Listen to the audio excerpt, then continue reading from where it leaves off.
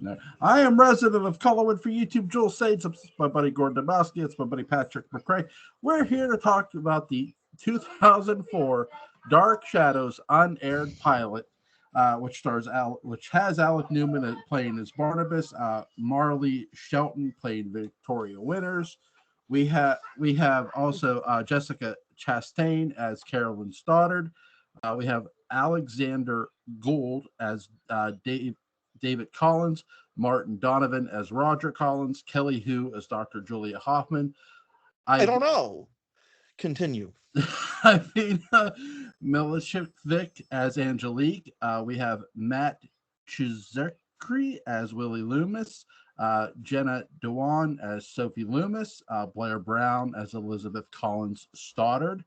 And Jerry Mathers is the Beaver.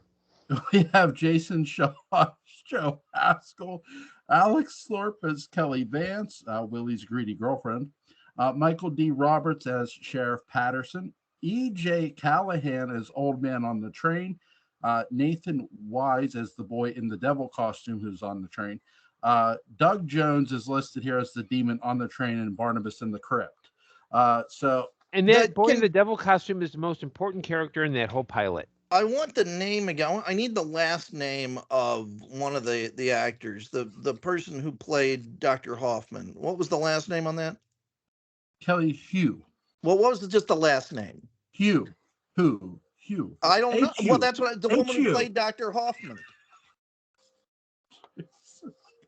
Yes, folks, it's bad Abbott and Costello cosplay time between Jewel and Patrick. Please don't mind them. No, please do. So we did, me and Patrick gave our thoughts heavy on this. Gordon, what were your thoughts on this unaired pilot? Well, let me preface this by saying it's by nature it's a pilot. It's not complete because there's things that needed to be filmed, and so there's also some creative choices that I think work really well, and I think 2 or 3 that don't.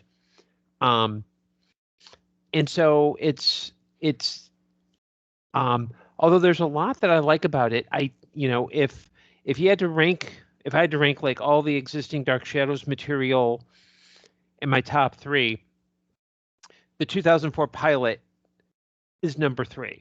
And I don't think it's bad, but I think a lot of what I find wrong with it would either need more footage because they need to complete it, or it would probably they'd remount the pilot as part of a network acceptance. And so I think a lot of my complaints would be like, had it gone to series, would be addressed. So yeah, I don't think it's horrible, but if you had to lock me in a room and force me to watch this or the Tim Burton movie, I'd watch this. Yeah. Oh yeah. Yeah. Let me ask you this: if they would have, let's play What If, because that's my favorite game. Play with movies and series. Suddenly, you are the watcher. Yeah. Let's say hypothetically this would have been picked up if they would have actually shot a full episode. Would you have wanted to see the pilot episode, though it would have been in 2004, shot in black and white?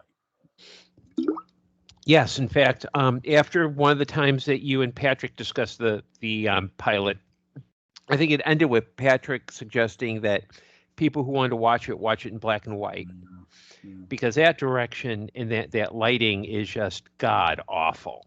That's like one of the things that really kind of. Now the director is, I think as Patrick noted, is Paul Hogan's son. Yeah, he did Muriel's Wedding. He did My Best Friend's Wedding. He did a lot of movies about weddings. Yeah.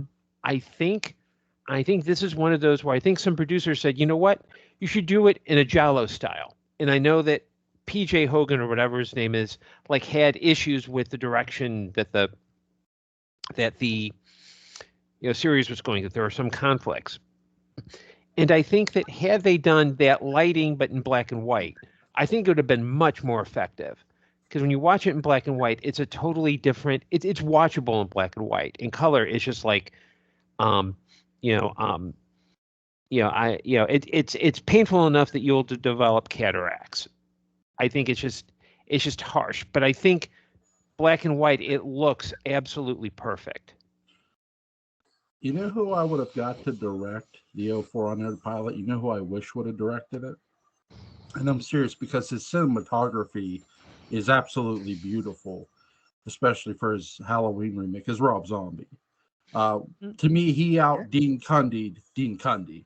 I mean, beautifully. And he knows what he's doing. I mean, the guy is incredibly smart. And the thing I love about, I don't want to turn this into a thing about Rob Zombie, but, into a little of it. I have rarely seen a director who loved his source material more. Quentin Tarantino, it just sort of feels like he wants to show off that he's seen these things.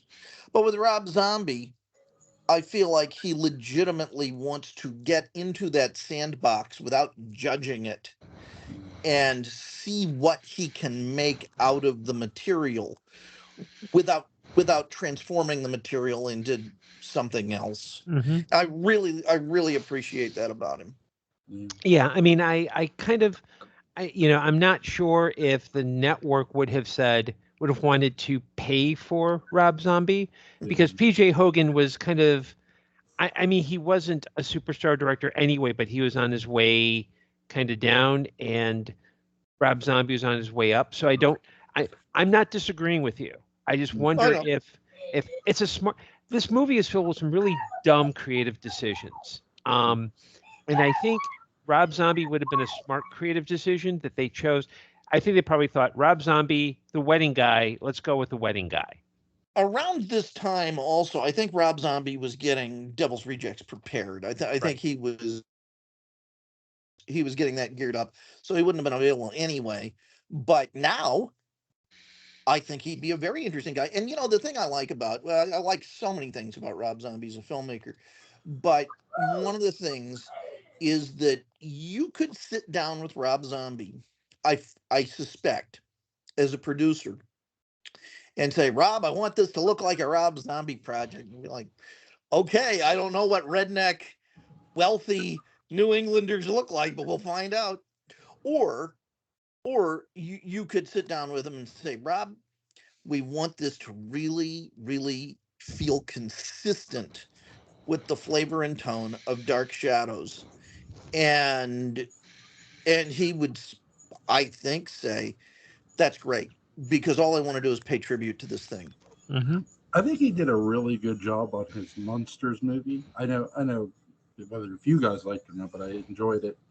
I'll say this. We have in this unaired pilot, because that's what it is, and we will talk about the potential of what we might have saw and what we would have liked to have seen in this podcast too. So what did you guys think of a blonde Victoria Winters? It's fine.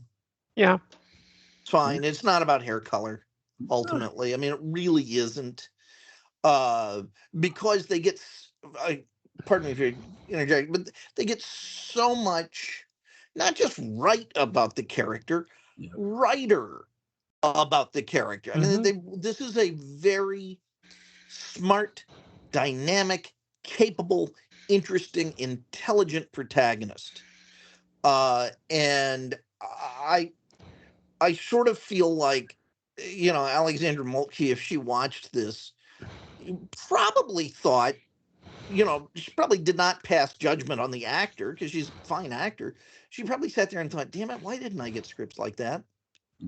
Yeah, I mean, the fact that they made her something of she's not just a girl coming to be a governess. It's like it seems like she has an experience in education, and she was hired. And I think if you do a quick pause on the documentation she's reading, one of the signatures is Julia Hoffman. Yeah. Yeah, I think one of the refers is Julia Hoffman. So interesting. And so it's kind of it's less this, hair color is unimportant. I mean, maybe that mattered to Dan Curtis, but for something like this, you need someone. In the 60s, you could get away with young woman on a train heading to Collinsport to because she's hired by a family. Here, it's the same thing, but you've got John Wells, who just came off of ER, so he knows about putting together a series with some kind of structure and some kind of and a kind of way of pacing it. So the setup is very much not just woman coming into a gothic situation, but she has a purpose. We know at least one tentative relationship that she'll have. And if you know Dark Shadows, oh wait, did I see Julia Hoffman's name? And if you don't, it's like, there will be probably a line like, hey, yeah, I was the one who helped Elizabeth find Victoria and bring her in. Yeah.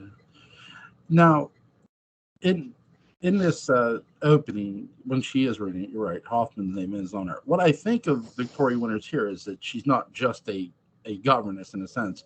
I'm going to use a word I've used before in this podcast. I think she's a TSS. Yeah, she's a professional. Yeah. Yeah, that she's an education professional, because for some people, you say professional, like when Patrick thinks professional, it is a different meaning than, say, someone like I or Jewel think a professional, and I'll just leave it there. Because I'm usually thinking of a lady of the evening, so. And Patrick is thinking of someone who is adept at what they do. Yeah. Both my kids are autistic. When we had to get somebody to come in the home, we had to go through a doctor and through different therapists and stuff. And so we had to have a TSS come in for our son.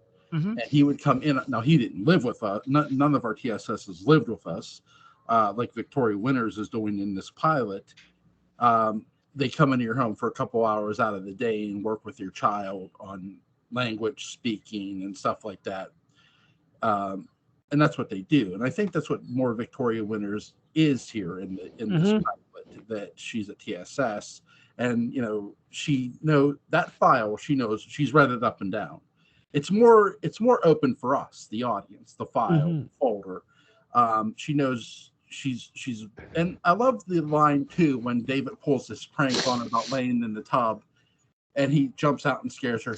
He goes, first one's on the house. Next time I go, next one has consequences. And I love that line. And that's the other major difference is that the 66 Victoria Winters is a lot more passive and a lot more what's going on. Whereas this one has a backbone on her. This one is like, she's smart.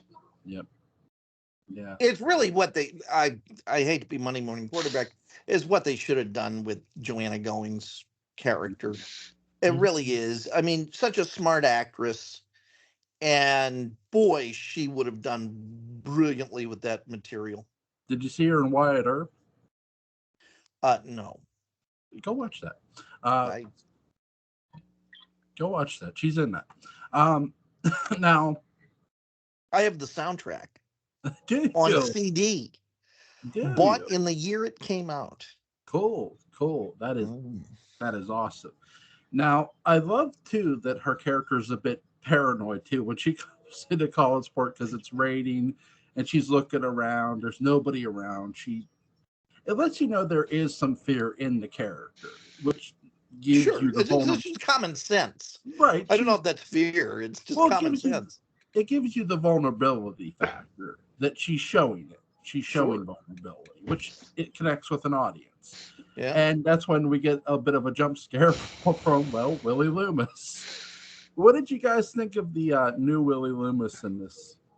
I think this is one of those few like producer ideas that actually work, because traditionally, if you take Jim Fife and John Carlin, they've played Willie Loomis, who is a very advantageous kind of a quick thinking, make money fast kind of guy, as kind of a scumbag, kind of a needy scumbag. Here, Willie Loomis is a douchebag, and it works perfectly.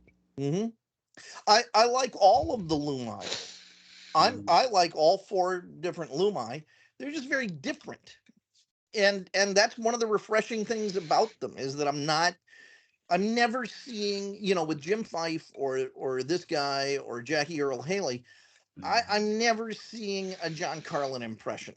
Yeah. I'm really seeing four actors given the freedom well, 5 if you include James Hall, 5 actors given the opportunity to invent the part and really do it justice. Now, the fella here, now who was this? Was it Ron Glass or Steve Landisberg?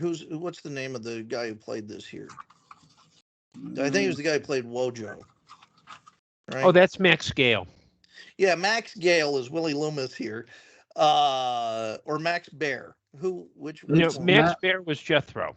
It's Matt. His name is Matt Chizachary. I just like hearing him say that. How do you spell that, Jewel? It's CZUCHRY. Yeah, CZUCH. RY. I think it's UCH. I think it's Churchy. Yeah. Or because I knew someone named, well, it doesn't matter. Anyway, Matt, as we'll call him. Yeah. His last name actually is a traditional Polish dessert, which involves apples and cherries Are and you serious? raisins. I No, I'm believe not it. serious. I mean, why wouldn't I? Anyway, Matt has a totally different script. I mean, the character's written distinctly differently, and I like this character. Mm-hmm. You know, I want to follow this character. This is someone capable of creating triangles, and not just like triangles, which Ben Stokes kind of struggled with. But yeah, I think I was fascinated by the new dynamic, and I think it worked with Alec Newman's singularly slick take on Barnabas. Yeah. Which is not the way I would have the character portrayed, but if he's going to be portrayed in that slick fashion, it's at least I know it's consistent and believable. This is not my Barnabas, but as a Barnabas I'd be happy to watch and follow. And I think he's up for a fall. Yeah, and I think this Barnabas too, I get the sense that had this played out as a series, he'd be he wouldn't be as distinctive of a reluctant vampire as, say, Frid and Ben Cross were. Because this is a guy you could see, like, and this is a very minor point in the movie, but when David finds Angelique's body or remains, she's holding a knife. Because at one point, he's holding up a knife like this. And from my memory, I know Fritz Barnabas killed Angelique by shooting her. Mm-hmm. How did Ben Cross's Barnabas kill Angelique? Stabbed her. Okay, because I was about to say, I know, because I thought that he had shot her as well. But stabbing someone is something that you take. You don't just casually stab someone. It really has to be something where you've got rage and anger and do that. And I think that I kind of got the sense they're sending this Barnabas to be a little less in the, like, he's not going to be as remorseful for killing Angelique as, say, Ben Cross might or Frid might. Well, when I say he stabbed her, I should have made more of a preference. I apologize to you for that. That when in the 91 revival, Angelique did try to stab him, and he was blocking her, and they were fighting over the knife, and it more was an accidental sort of stabbing. It wasn't like Michael Myers style, you know what I mean? But I think because of the way Newman plays it as slick. Yeah.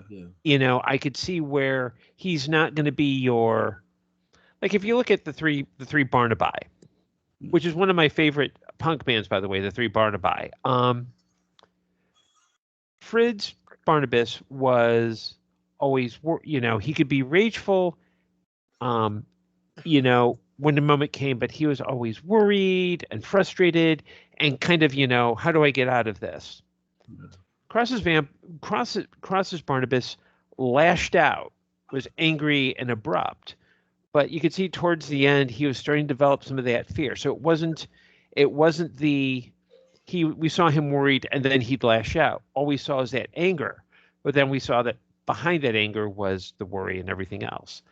I think with Alec Newman's, because he's so superficially calm, I don't think he would be we would see him let that guard down behind the scenes.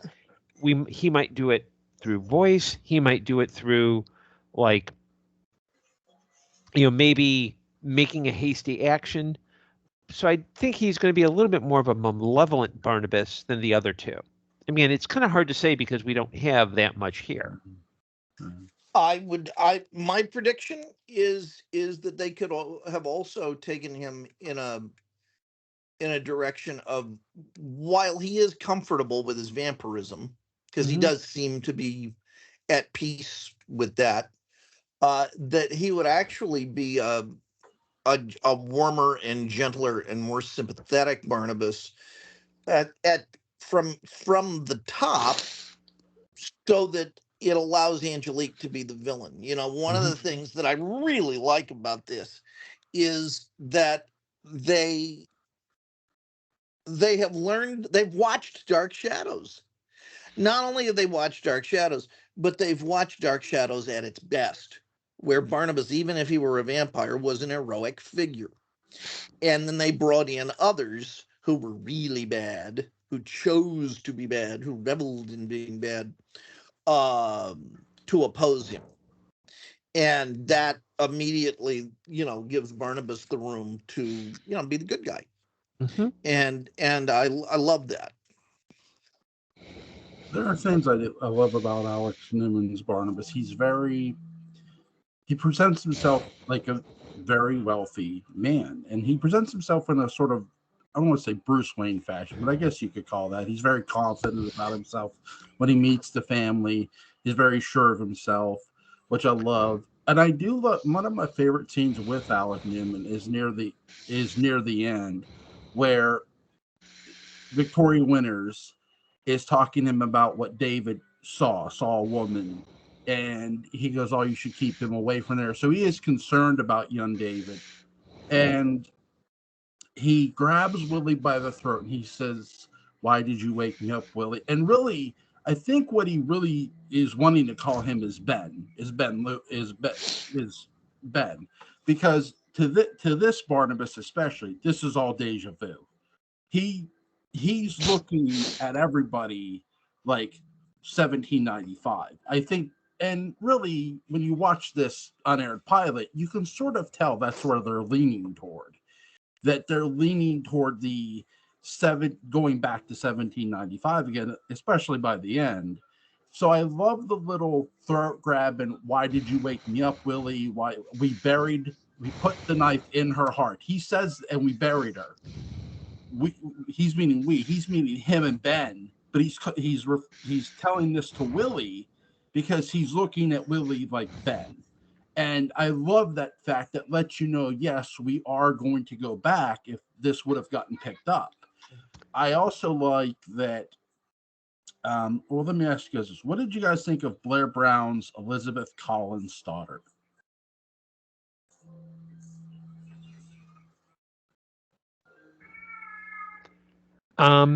Well, exactly. I don't think of Blair Brown's Elizabeth Collins Stoddard. I think she's horribly miscast. I'm sorry. That's where I go. Yeah. First big mistake. She's excuse me, I've got a whiny cat, so I'll be right back. Okay. What did you think, Patrick? I thought she was great. Yeah. I think for one thing, we age differently now. Yeah. It can take someone being in their late 70s to start to look and dress and act like Joan Bennett. I know that was the case for William Shatner, for instance. He finally started looking and acting and dressing like Joan Bennett when he was in his late 70s. But all seriousness aside, people age differently now.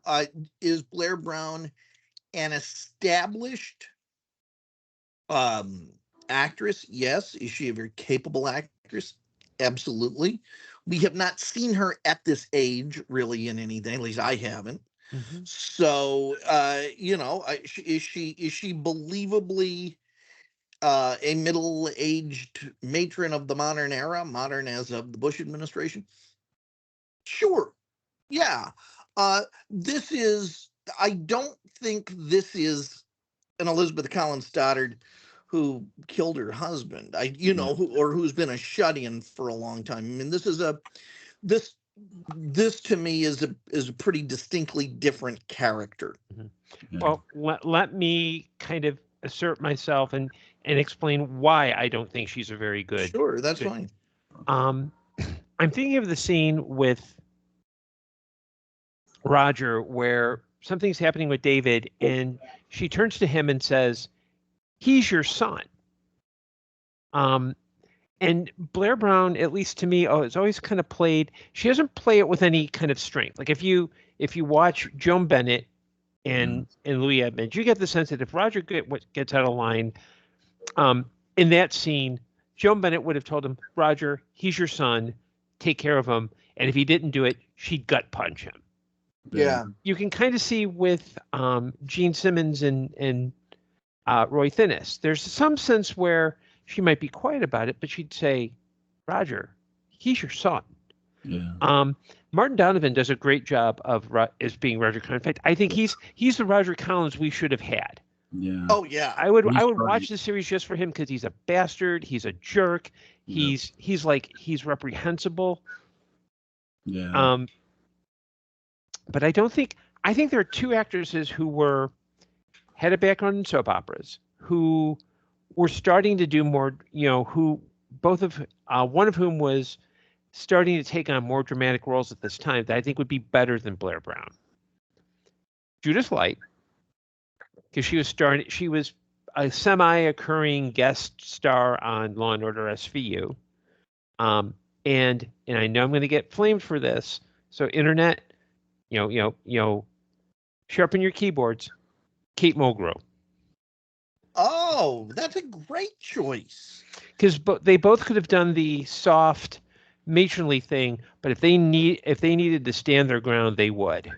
Oh, Kate Mulgrew is just a world-class choice for that part. Right. She and Glenn Close are two of the only vaguely aristocratic American actresses we have. Yeah, and she could play that kind of. She could switch from being that kind of aristocratic, matronly, loving to they could amp it up. I think both of them could.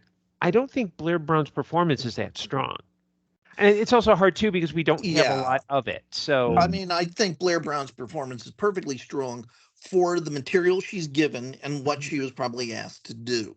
And I think probably this is one of those things where if we had a more complete pilot, we can make a better judgment. Yeah. And I think probably if it had gone to series, they would either have tried. I think their first choice might have been to speak to Blair and said, "Look, we really need you to be stronger in this. This is what we need more of." Or if she couldn't do it for some reason, they'd hire somebody else. Austerity. Strong austerity is probably one of the easier things to play. So I think if they said, "Look, Blair, toughen her up, give her a little more Margaret Dumont," she would have said, "Yeah, sure. How much Margaret do you want? Do you want Margaret on a 10? Do you want Margaret on a 7? I'm giving you Margaret at about a 3. So how much more Margaret do we need?" Mm-hmm. In the 60s, they cast Joan Bennett. In the 90s, they cast Gene Simmons. They, in my view, and I have nothing against Blair Brown. I think she could have did a better job had she been given the material. Yeah. And like you guys are saying, had it gone to an actual series, this would have probably been reworked. Her character would have been reworked a bit, I think. Mm-hmm. But, and something to keep in mind within context. This was being developed at a time where this was going to be seen as a replacement for Buffy. And this is where I think their biggest mistake was. Yep. You don't create Dark Shadows as a replacement for Buffy. You do it as a counter program to Buffy. You do it to say, look, this Whedon punk ripped us off. Yep. We do it right. We do it better. And I think had they done that, first I think Whedon would have lost a lot of his reputation because people would have known, this is where he ripped it off from. Yeah. And I'm not claiming that Whedon was inspired by Dark Shadows. I want to make this clear to all the people watching on YouTube. I'm saying he plagiarized it outright. Prove me wrong. No, he was inspired by Roman Polanski. Continue. Absolutely. Who I would have loved them to cast, I would have loved to see Angela Lansbury play Elizabeth Collins. Oh, well, yeah, sure. You know, Jewel, you brought this up before, like you're taking a chance bringing in Angela Lansbury. She's one of the finest actors of a number of eras. And I'm glad to hear you bring her up because she's great. Think about it. Dan Curtis brought in Joan Bennett to anchor the show. Gene Simmons may not have exactly been brought in for that exact purpose in '91, but she was a name, and she is. I mean, Angela you Lansbury, want to bring in somebody who was once a star and could anchor your show. I would have brought in Angela Lansbury. She still had enough of a name to support a show. Joel, I think it's safe to say that Patrick and I both agree with that. You don't need to defend that choice to either of us, because you're like, oh, but Angela Lansbury, it's not like you're saying, oh, well, Tracy Lords should play Elizabeth Collins Stoddard. Now that would be a little bit out of the ordinary, but yeah, I agree. Be confident in yourself, Joel. You're making a smart. You're saying something that makes sense. That's okay. We approve. How about Bob Denver as Elizabeth Collins? That's a hell of a part. And Alan Hale as Roger. Oh my God. Alan Hale as David. Just bafflingly.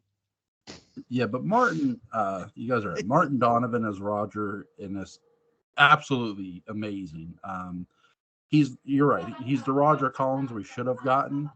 And to me, he's one of, even though this never got to an official episode, he's one of the best unofficial Roger Collins. He really is. Donovan really carries this. What about Burt Young as Barnabas? Paulie from the Rocky movies. Ladies and gentlemen, just a reminder, Patrick has barely had any sleep and he's snowed in. So just wanted to put that out there. Well, can I give you a side story? Would have had the raw sex appeal of an avocado. Yes, Jewel, please give us the side please, it's a side story, and I can't believe I'm saying that out loud. Okay, it's not a wrestling story. It's a casting story. It's not nothing to do with the Dark Shadows. When they were discussing doing X-Men in the 80s, you know who they were thinking about for Wolverine? Burt Young. No, Bob Hoskins. Cool. Okay. So, just saying. I mean, look. He's from the United Kingdom. So's Wolverine. Well, no, Wolverine's from Canada. Canada's part of the United Kingdom. No, it's not. It isn't? Canada's been an independent country for about 200 years. No, it's vaguely, because they have pictures of Queen Elizabeth on their currency, or they did. I think Canada's like a vaguely, it's kind of like, New Zealand or something. It's just one of those kind of like affiliate guest stars, like Puerto Rico is to the United States. Okay, according to learn me good. It's the Constitution Act 1982 patriated the British North America Act 1867 to Canada, thus ending any Canadian dependence on the Parliament of Westminster and further defining its complete independence. So Canada was part of England for a while, but gradually they kind of separated out. There wasn't a big revolution like we had. It was more like, we like to do our own, except for those crazy French people in Quebec. Why did I think they had some sort of vague? Because there's still that kind of, it's part of the Canadian thing. They still have that, like when we revolted when we had our revolution, we're like, screw you, Queen, go home. When Canada revolted, it was like, yeah, it's about time. We need to grow up. We're in an apartment. They were too reasonable. We got a little hot plate. We like a they were too reasonable for Please England. let us go. And UK said, okay, fine, cool. Well, I've been done learned good. Your Canadian education's from three Americans. Anyway, who actually went to Toronto to see the Kids in the Hall in 1995? So. Okay. What did you guys think of Alexander Gould as David Collins? He was fine. good. He was a He's good a kid. maybe a little kid. Yeah. We also get Jessica Chastain as Carolyn Stoddard. What did you guys think? None of footage for me. I mean, she's okay, but there's not that much footage of her. No. She's a Carolyn who can take it on the chin. She definitely takes it. She's got Kirk Douglas's chin. I talked about this before, that there's more premarital sex in this episode than in the horror movie. And there is. Jewel, we love you. Only you in small town Pennsylvania still uses the term premarital sex. What? From a small town. Yeah, I know, it's adorable. Jewel, in 2023, the official term is knocking boots.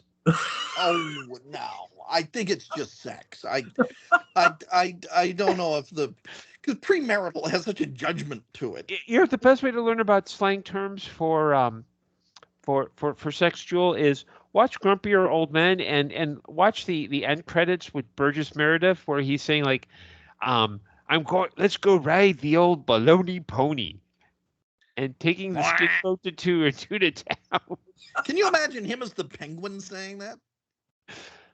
I can imagine him. Oh, I can imagine him like being, doing it in Penguin cosplay. Burgess Meredith, by the way, did a nude scene in a Diane Cannon film called Such Good Friends. Jewel, look it up. He also collected little penguins that fans would send him. Oh, cool. I'm sure he did. He probably was wearing one during the nude scene. I'll tell you what I do like. I do like Jason Shaw's Joe Haskell and their relation, and Jessica Chastain's Carolyn Stoddard's, their relationship. It's a lot different than the relationship we got in the original series. It's very sexual. You tell they're in love with one another. I love the chemistry they create in this one unaired pilot. It's really well done. I'm with you. Yeah. This is better than Cobra with Sylvester Stallone. Yeah, but there's a lot of things that are better than Cobra with Sylvester Stallone. Yes. Dermatologists deal with them every day. What did you guys think of Kelly Hu as Dr. Julia Hoffman? Gordon's waiting for me to do something. No, go right ahead, Patrick. No, I got it out of my system earlier. Okay, well, I have to say that I'm a bit biased because I've always been a fan of Kelly Hu. Yeah. But I think she does a really good job, and I think it's interesting because when you look at the three Julii, to use the proper language. Julia, yeah. I mean, Kelly Hu started as, I think, she's like Miss Honolulu in beauty pageants before she went into acting. When you look at her, Grayson Hall, and Barbara Steele, Grayson Hall knew how to play the different aspects of Julia Hoffman so that you could see where she could take her performance down a bit, where you could see where she's attracted to Barnabas because maybe she's lonely, maybe it's, she's stuck with this guy all day, that there's this kind of like weird kind of infatuation. You can kind of see where it's coming from. I think Kelly Hu plays it as strictly professional, so I'd want to see how that relationship would play, but Barbara Steele is just so glam all the time. Where it's hard to figure out why she's like, if she had played it as, oh, okay, I can get a paper out of this guy, that's one thing, but she tries to play that kind of weird feeling thing and it doesn't quite gel. So I think Kelly Hu would have been it'd be a very interesting dynamic because she's not playing glam, she's playing a doctor who happens to be a very attractive woman, and I follow her on Instagram, and need I say more? Yeah, I think I really don't think we have enough to judge how she would have been in the part. What she's doing here is very kind of straightforward information gathering. Right. And, there's not a lot of nuance that you're going to show. I think that's, I think that might be a John Wells thing, which is instead of bringing her in as like a big part of the story that she was in 66, it's like, okay, we're going to make her part of the cast, and this is where she's going to go to play that angle rather as the outsider brought in. She's the insider who maybe knows a little bit more than she's letting on. I mean, it is reading a lot into a very, very compact scene or two. I really think a lot of the relationship dynamics would have been different Right. on this show, just completely different. And maybe having two jealous women after Barnabas at once is a little exhausting. Mm-hmm. I think probably she would have had another dynamic, and it would have been Angelique who would have been that sort of problematic figure. Yeah. Oh, wow. Hang on. What a cool idea. Instead of showing up as Cassandra, Angelique shows up as Julia Hoffman. Yeah. What a weird position. And, and is able to glamour herself, disguise herself enough that Barnabas has no idea that it's her. That's just a wacky story idea. Mm-hmm. Yeah.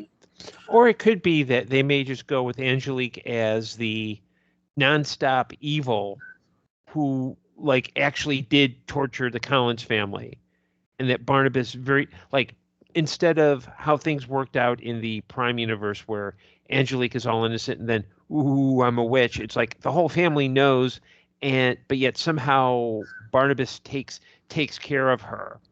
But for some reason she's buried rather than like thrown off of Widow's Hill. There might not even be a Widow's Hill in this Dark Shadows universe. We don't know.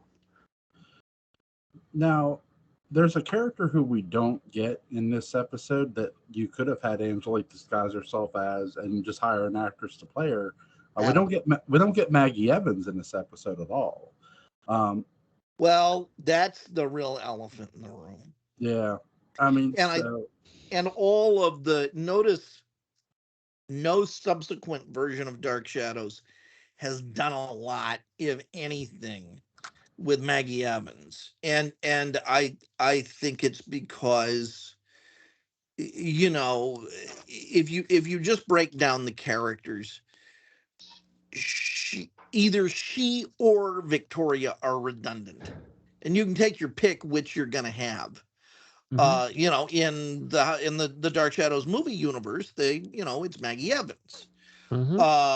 So that's why I say it's either her or Victoria, but because they strayed so far from the original concept of Maggie Evans in the original series, they sidestepped it a little bit, and then of course when she modeled for Josette, that was it, and that was it for Alexandra. I think honestly, Mm-hmm. but there's what does she do? Yeah. can I? Yeah, and I think too, like in looking at the series and the history, because you've got produced by Dan Curtis and John Wells. John Wells is Curtis is probably looking at this as like, I don't want to tell new stories. I want to just do the same thing we tried to do in 91. But Wells is savvy enough to know, okay, we're developing this for a youth-oriented network. Because at the time, they were, I think that WB and UPN were in the process of merging into the CW. Yeah. And I'm not sure which network. I'm not sure. I think at this time it might have been UPN. So they're trying to figure out how do we appeal to that audience. Wrestling, right? Well, later it was wrestling, but it's like how do we? Just a year later. Yeah. So how do we do that? How do we? Some of these storylines and characters just don't really mesh together. Do we want to tell the same old story? Yeah, absolutely. Or do we want to? Or do we want to say, okay, we've got this set of characters. Let's see what happens. So would they have gone back to 1795? Maybe not in the sense of Victoria goes back and, oh, everyone looks like everyone I've related to necessarily. But maybe it would have been a series of flashbacks where it's the same actors but doing different things. It may only be an episode or two. I mean, it's hard because we don't even have a full episode. We've just got these pieces that kind of sort of flow together, but you can see where there are scenes missing, and you can see where it could go. I know that Dan Curtis, after this, had expressed he didn't really care for how the pilot for how this turned out. Yeah. And the fact that it was kind of basically stopped midstream, where I'm assuming they were still waiting for the rights for the music because they used kind of scratch tracks for the intro theme and the it's easy to say, well, where's this character? Where's this character? Not every, I'm sure that Wells was thinking about this more in terms of, okay, I've done a network show. Yeah. This is going for a different, how do we make this more TV-like and less traditional? Well, we're leaving out one of the other creative forces on the show, and I'm gonna butcher his name. I'm sorry, Mark Verheiden. Mm-hmm. Who was, I think, was about to, or had just gotten off doing Battlestar Galactica. And, that's a show where they had a big palette of characters that they could have invoked and occasionally did kind of invoke, but with a lot of new characters. And I understand there's going to be a lot of new in this. So take that as your model. He might have brought in one of the older characters and done amazing things. Mm-hmm. Or he might have just invented new characters. I don't know. One of the other. Or like Maggie Evans could have been in like episode 7. You know what I mean? Yeah. Yeah, I think that's the thing about this. Like, it's we've talked about this before. It's an unaired pilot. It's not a finished product by any means, let alone an episode in every way. I don't think we were ever intended to get Maggie Evans within this episode. I think because here's the thing too, we get Angelique in this episode, and I'm sort of wondering, had this been sort of either a reshot or redone, I wonder even if we do get that character by the end of this episode. Yeah. I think hypothetically, here's how I could see a reshoot if this pilot had aired. If this pilot had been put together and submitted and a producer gave notes, here's how I kind of see it might work out. I could see where they go, okay, I want you to take all the stuff that involves Barnabas, Willie, the stuff where Victoria goes to the old house and there's the hints that she's Josette. Let's make that episode 2. Let's build out episode 1. So you build out these characters and you introduce the whole vampire plot. And towards the end, you break up. At the end, Victoria goes in the car and she crashes into the tree and Angelique pops out at her. Your new episode 1, your new pilot ends with, there's a shot of someone walking through the door at Collingwood and Elizabeth greets him and says, oh, wow. I'm really glad to hear that, come on in. And the camera goes in and we cut to Victoria on the road. And then cut to camera turns in. Elizabeth's like, it's so amazing. We're very glad that you're here. And Roger's kind of looking like, yeah, it's now another freeloading cousin comes in to, I want a DNA test, blah blah blah. And then you have Victoria continue on, and you can tell that there's something, the music swells. Then you maybe you switch and you have Roger saying, if it weren't for the way you resembled that particular portrait, and he's pointing to something off screen, I would not believe you are who you say you are. And you hear a voice off camera saying, oh yes, I'm very grateful to be here. I'm here for my birthright. And then you see Victoria's car crash into the tree. Next scene is that the camera shifts and you see the portrait in the background, Alec Newman saying, my name is Barnabas Collins and I'm here to claim my birthright. Car crashes, Victoria pops up, Angelique's face kind of does demons out, cut to black, and credits. You get rid of that awful final line. But what you've done in this sequence is you've set up your two antagonists. You've set up a possible relationship, possible conflict between the two. You don't need to know who they are. You know that Victoria is somehow involved. And then you also know that, okay, Barnabas is not going to be, he's coming into enemy territory, basically. And then your episode 2 is you then build out the whole Josette mythology. Because then what you've got is you're giving people a reason to keep watching the next time and the next time. And you're also building on Dark Shadow's main strength, which is how it's able to have a climax that makes you want to watch more. Yeah. What did you guys think of Ivana Milichevic's Angelique? It's fine. I mean, I don't really have a lot of basis to judge. Yeah, I mean, she's like in one or two scenes. Yeah, that's it. She's fine. Yeah, the blow by blow thing with the cast. I think we've covered the highlights. Everyone else I think is pretty much fine. They're competent actors. I mean, no one makes me go, "Oh, why did they? Oh no, she's going to tank the show." There may very well have been an actor who could have tanked the show on this, but we didn't see that one way or the other. Yeah, and I think. I'm sorry. I just want to finish just one thing. I think maybe with the exception of the woman who played Vicky, who's great, and really has a lot of star power. I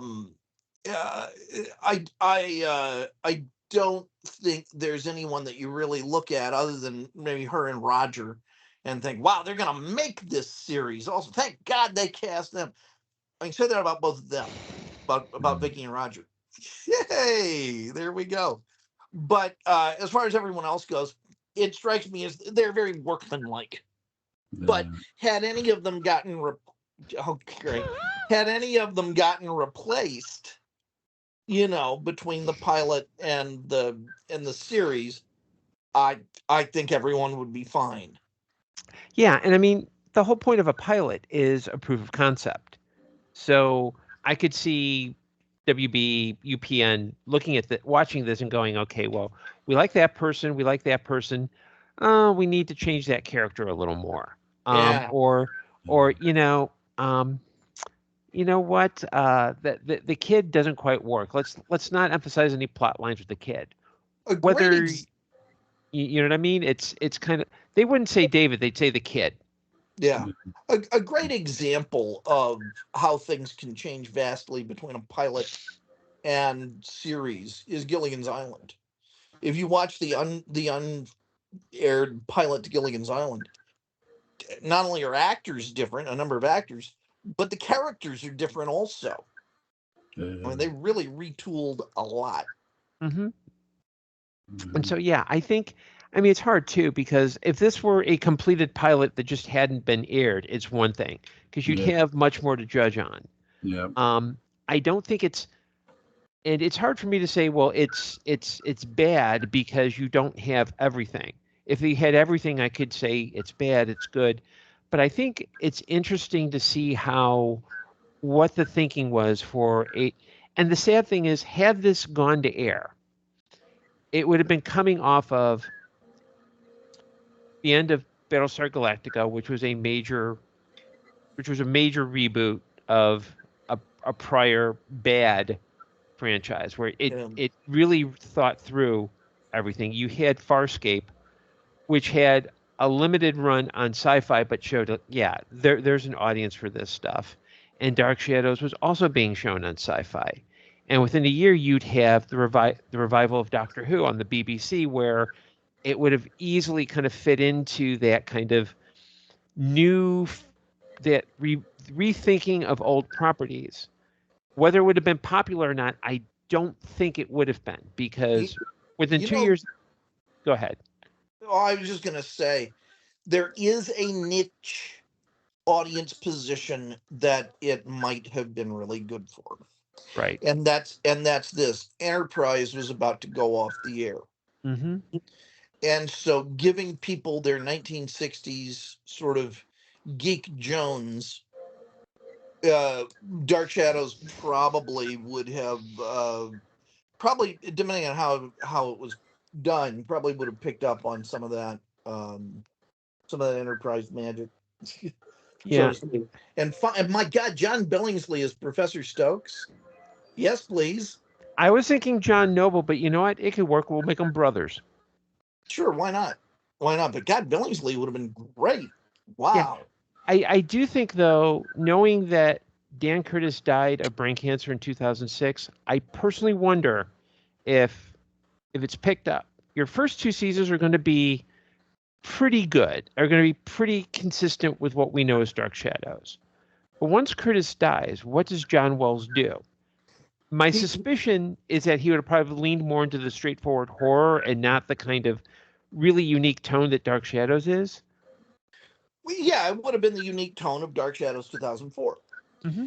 And I'm okay with that. The one interview I read with one of them said that it was going to be much more about Collinsport, Mm-hmm. and about Collinsport as just this center of Lovecraftian New England weirdness, which again is picking up a little bit of Buffy in the Hellmouth idea. But yeah, I'm okay with that because I have 900, no, I have 450 hours of regular 1960s Dark Shadows that ain't going anywhere. Yeah. Mm-hmm. I think too, like if they were going to focus on the town, which you can't really tell that here too much. You can tell some of it. Would have been interesting. I think especially if they would have went that route. I think again their biggest mistakes too are not only was Buffy being so was Angel being canceled. Both those shows were being canceled. Lincoln would be canceled. So I mean, yeah, Josh Whedon, well, whatever the fuck his name is, yeah, he did rip off Dark Shadows straight up. So Yeah, and something to keep in mind with Buffy and Angel. Buffy was at the end of a 7-year run because most network series at that time, the standard contract was for 7 years. Angel was kind of cut off the air in the middle of an arc, but I think at that point, because WB and UPN were starting to merge into a new network, they were probably like, let's wipe the slate clean. And they decided to turn this down for wrestling. So there you go. Less movies. Maybe he's a great guy. I don't know. I'm trying to think. Wait a minute. Yeah, SmackDown was. You're right. SmackDown was coming on at that time. That's right. So yeah. Oh yeah, Enterprise was canceled to make more room for wrestling, Jewel, which maybe is one of the reasons why my heart doesn't glow like ET's when the subject is brought up. Yeah. Yeah, and plus Enterprise was cut down when it was starting to get interesting. Yeah. I mean, Manny Cotto is doing some good stuff. Judy and Garfield Reeve Stevens were doing some good stuff. And sadly, Manny Cotto passed last year. So, Jewel, yeah, he did. He did pass away last year. He's a good writer. And yeah. So, Jewel, you have to understand that wrestling denied us Manny Cotto's genius. Goddamn, pal. Anyway, sorry, that was my. But his brother Yafet keeps going on. Yes. Yeah. Is there anything you guys want to add about the 04 Unaired pilot before we go? I don't. I think it's good. Watch it on YouTube. I'm glad I can finally see it.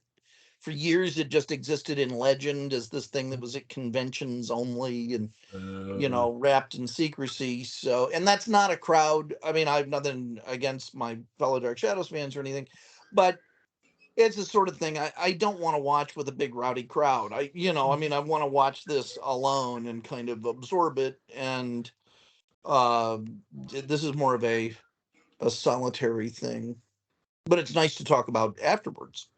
Yeah, and I'm going to reiterate what Patrick advised long ago. Watch it in black and white. Yeah, just turn off the color. It's garish in color, but black and white. In fact, I think had this gone to series, They should have made every episode in black and white just to make it stand out from everything else instead of rustling. When I read in an article online that they were going to do a Dark Shadows movie, this is before what we knew. I had one suggestion: do it in black and white. Again, I'm a sucker for a good black and white movie or But, show. you know, and so's Tim Burton. Tim Burton likes black and white. I'm sure if the studio had said do it in black and white, Tim would have said thank you. Yeah. And it still would have stunk. Maybe I was about to say it would have been a better movie, but just because I think a black and white treatment would have led them to very different choices with the screenplay. Yeah, absolutely. There's going to be a lot of links in the description box. Links to Patrick McCray's Dark Shadows Daybook Unbound is going to be in the description box. Link to Gordon Dymowski's Amazon page is going to be in the description box. And yes, link to the 2004 Unaired pilot is going to be in the description box. Go check it out. It is one of the best what ifs you can literally look at and wonder what could have been, ladies and gentlemen. Fuck you, CW. Anyway, so signing off, ladies and gentlemen. Have a pleasant evening. Guys, have a great weekend. Oh, Jewel just got salty there for a minute. Bye, all. Guys, have a great weekend.